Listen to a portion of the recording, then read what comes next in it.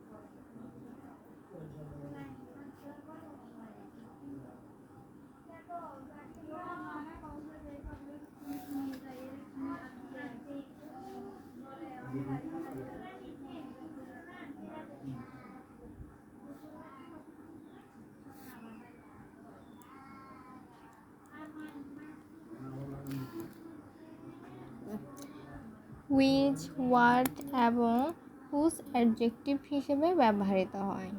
এগুলোর পর সরাসরি নাউন বসে। যেমন এক্সাম্পল দিচ্ছি, যেমন হোয়াট, এই যে game, do you like,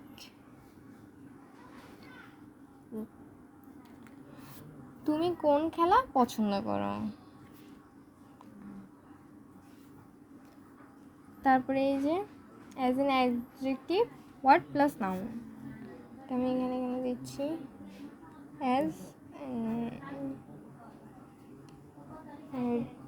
adjective word plus noun.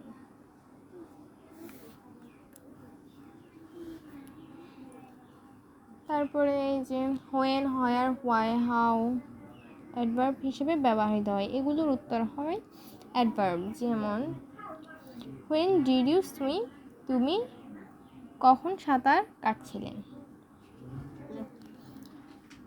একটা এক্সাম্পল দিচ্ছি, যেমন এই যে হোয়েন ডিড ইউ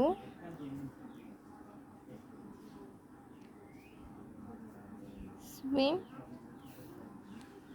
এটা হচ্ছে তুমি কখন সাঁতার কাটছিলে, তাহলে এটা অ্যাজ অ্যান অ্যাডভার্ব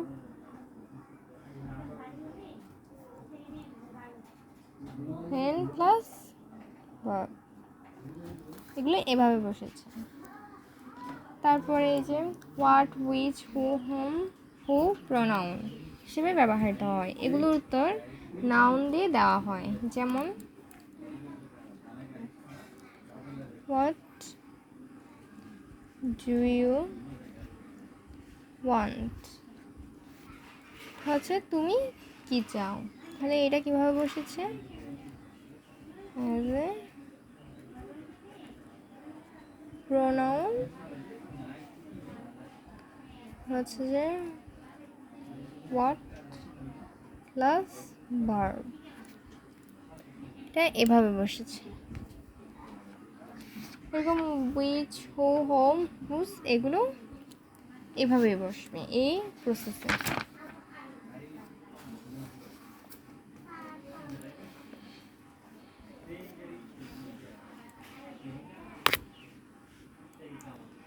এরপর আমরা শিখব form of WH question words. Form of WH words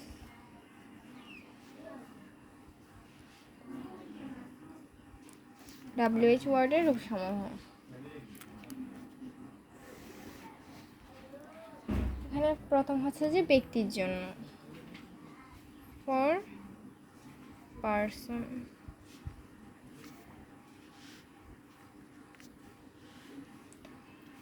এখানে পার্সনের ক্ষেত্রে মানে ব্যক্তির জন্য সাবজেক্ট হিসেবে বসবে হু, মানে হচ্ছে কে।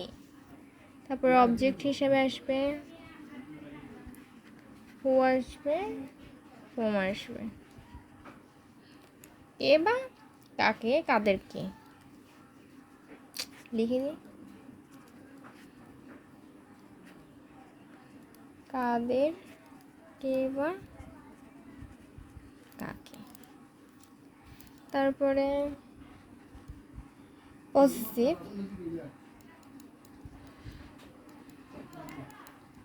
পজিটিভ হিসেবে বসবে হুজ, কি কার। এগুলো বসবে পার্সনের জন্য। যখন কোনো ব্যক্তিকে বোঝাবে তখন তাকে নিয়ে প্রশ্ন করার সময় WH কোশ্চেনে এগুলো ইউজ করা হবে।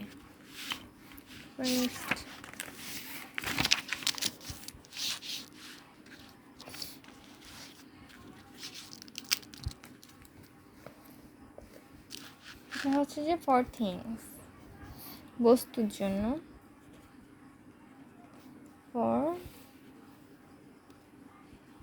থিংস। কম দেওয়া যাচ্ছে।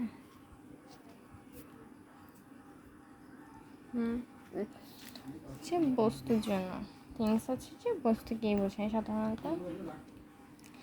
সাবজেক্ট হিসেবে এবং অবজেক্ট হিসেবে বসবে হোয়াট। যখন বস্তু নিয়ে কোনো কিছু প্রশ্ন করা হবে তখন সেটি ওই যে কি কি এটা ইউজ করা হবে। তারপর হচ্ছে যে ফর পার্সোনাল থিংস, আবার কিছু হচ্ছে যে ব্যক্তির জন্য বস্তুর জন্য দুটোটাই একসাথে, পার্সন থিংস, ব্যক্তি আর বস্তু উভয়ের জন্য সাবজেক্ট। তারপর হচ্ছে অবজেক্ট, তারপর হচ্ছে মানে দুটোই হুইচ, কোনটি। তখন হুইচ দিয়ে কোয়েশ্চেন করা হবে।